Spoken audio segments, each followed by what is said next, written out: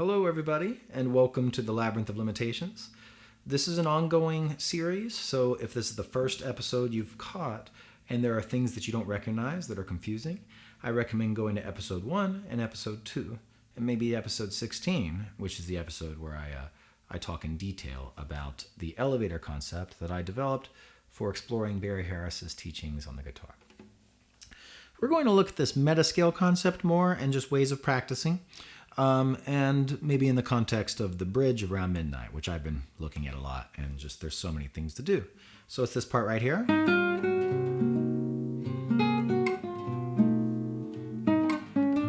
Just that, right there. And it happens twice in a row.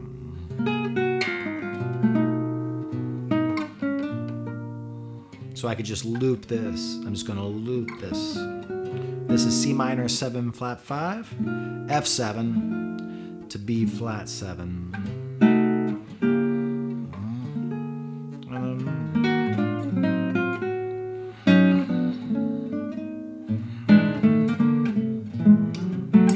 So it's just E flat minor 6, because that's the same thing as C minor 7 flat 5. So what I'm thinking, I'm committing to E flat minor 6, which is the same thing as C minor 7 flat 5. F7, I'm going to think F sharp minor 6. F sharp minor 6 is the tritones minor.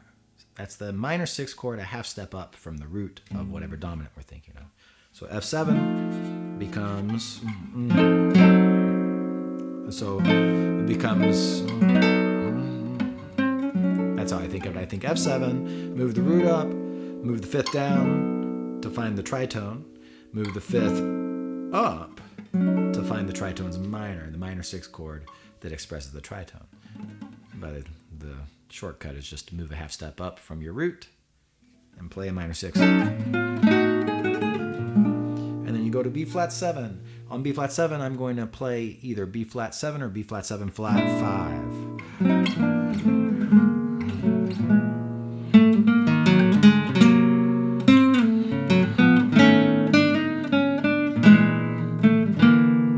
Sound.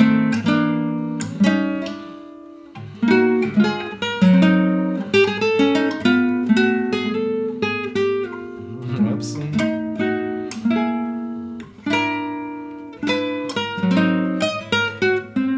All these, and then all these pretty sounds are found in there. And we're just going to look at, so I'm doing lots of motion when I'm freely exploring this. You know, there's so many pretty things to do just with this interpretation. There's other things we could play on F7, but we're going to do F sharp minor 6. There's so many things to do. But what I'm going to look at is the concept of the metascale, and how one thing I need to know is just the scales themselves at E flat minor 6, F sharp minor 6, whoops, and then B flat 7. Or B flat 7 flat 5. There's a beautiful sound. So, pretty stuff. I need to know those. I need to know the degrees. And the way I think of the degrees is in function. So my diminished I always label as, so on E flat minor 6, this is the diminished that resolves to E flat minor 6, and the diminished notes are 2nd, 4th, sharp 5, major 7th, and then the minor 6 notes are root, 3rd, 5th, and 6th, right? So I can move through the scale and think root, 2nd, 3rd, 4th, 5th, sharp 5, 6, 7th, root, major 7th. I typically specify that, especially when talking with students, and I often specify what kind of third it is. Is it major or minor with students? So now, let's just take a little bit of that scale. Maybe that. Now, I'm going to practice another scale at the same time as playing this scale. This is scale to read 1, 2, 3, and 4, but I label them root, 2nd, 3rd, and 4th. But at the same time as playing that scale, I'm going to play another scale. And the other scale I'm going to play is the elevator. Because remember, we can think... Those are different scale degrees. But see, these scale degrees open up, and you can kind of stay in one scale degree. So I could stay in the thirds. That's why I call it a floor. You get off the elevator and you walk around on that floor. So here I am on the thirds. Here I am on triads. Whoops. Here I am on shells. And then here I am on octaves, maybe. Whoops. That's pretty. Little variations you can put on the octave chord, and so on, you know. But what's nice is to not just stay on one floor, but to do a little jumping around. So maybe that's one thing that's just moving through the scale. But what about... So I jumped from unison down to get this nice bass line rising up that results in jumping to the shell and staying on the shell. What if I wanted to go... And then I'm going to go... So that went... See, maybe... Maybe... And then... Or... Whoops. Or about...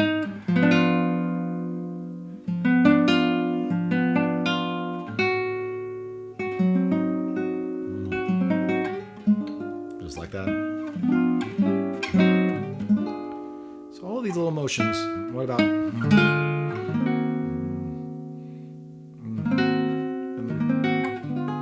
That's nice. So I'm just moving around the elevator. This was unison, jump down to drop 2. I just left out a note. Move the drop 2 up and then go to drop 3. So many pretty things. You know, these pretty little options. This is moving around. So what I'm doing essentially is moving up 4 degrees of one scale, the E flat minor 6. So this is a circle that goes. But then there's another circle that goes unison, and then third, and then triad, and then shell, and then octave. And then drop 2. This is hard for me to play up here. And so on and so forth. Move that down. Those are all scale degrees. And then when I combine them, and if I get free with this, then I'm in a more free improvisation space. So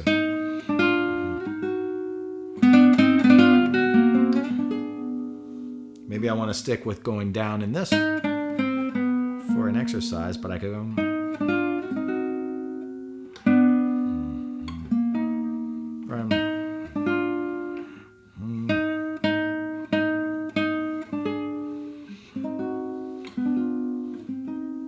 Just in both voices, freedom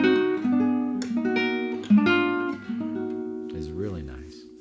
But so that's another scale, and I talked about that in the last episode. But then there's a third scale, which is the progression itself, and I need to move through that scale. That's a 3-step scale because I go from this to this to this with an alternate of this dominant 7th, dominant 7 flat 5. So in any little, if I'm on this floor of the elevator, well, I need to find the nearest neighbor. I need to move notes by the smallest increment. When I'm going from E flat minor 6 to F sharp minor 6, 2 notes move and 2 notes do not. So if I play a 4-note version, even though I'm trying to avoid that in this episode as much as possible because we are just so addicted to chords and to drop 2s in particular. And I'm trying to move us to think of scale degrees because that's all there is. This stuff isn't about learning cool chords. It's about learning movement. Don't be mistaken. There's no but, it's also about no. It's just about learning movement. The cool chords end up as a result of that. Saying that is not controversial either. It's if you learn a language, it's not controversial for a teacher to say, if you come in, you're like, well, I just really I'm taking this class because I Loved the sound, the sound of what's a French word, like nom de plume. Nom de plume. I love nom de plume. And I'm just going to spend time with that. So, well, that's your right, and do that on your own time. But the teacher's going to say, this is about learning to communicate. And this is about learning something deeper than that. And, there's a point to things. And this approach to music is about learning movement. That's the point. And you have all these beautiful sonorities that come out of it, and that's joyful. But, but we're about moving through stuff,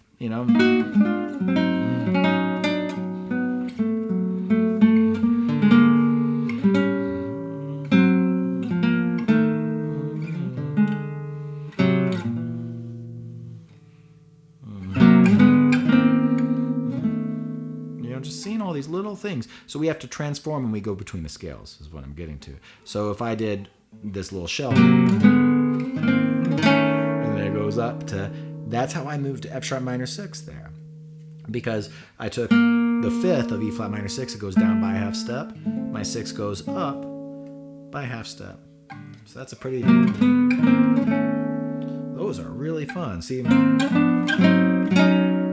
that's how you do it.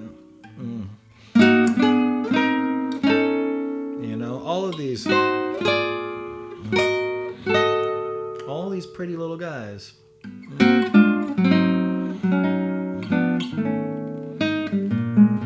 we got to be able to move this. See, that's one way. Dominant 7 flat 5. You can move F sharp minor 6. This little voicing of the 6th, the 3rd, and the 5th just goes up by a half step.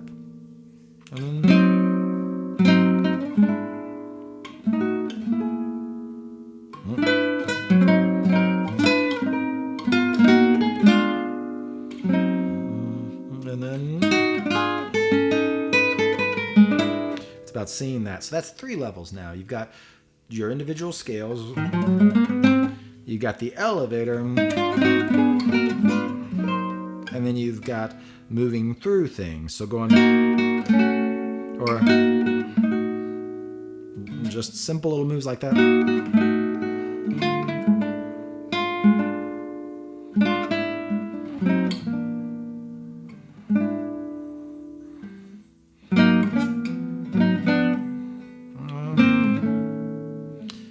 From E flat minor 6 to F sharp minor 6, you can use the diminished between those. So you can go like that, or you could go, those are options. And then from F sharp minor 6, you have to move that straight to B flat 7. So now here's B flat 7. It's a beautiful sound. That was flat 5, or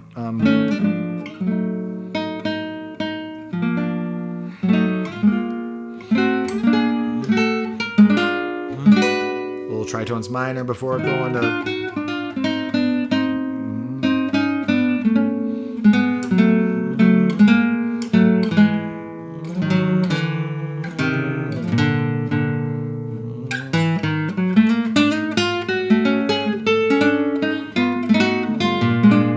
And just moves on. So I am not thinking in terms of chords. I'm always thinking of some degree. My mind is gravitating to some voice. My ear is, but then I shift voices I think about, and I use the elevator to do that. So I just thought I would share with you some of the thinking of playing over something like around midnight. There's more to talk about on just this part, just these couple of bars, but I should stop there. And this is Thanksgiving weekend, so I'm grateful for all of you, and I'm grateful to Barry Harris for giving us this endless space to explore. And just want to keep encouraging people to think small and little bits at a time. And when you're practicing one thing, you're kind of practicing other things, because they're all related in a really, really nice, elegant way. And so don't fret, so to speak. Just take it easy and keep inspired. And I'll talk to everybody soon. So keep practicing.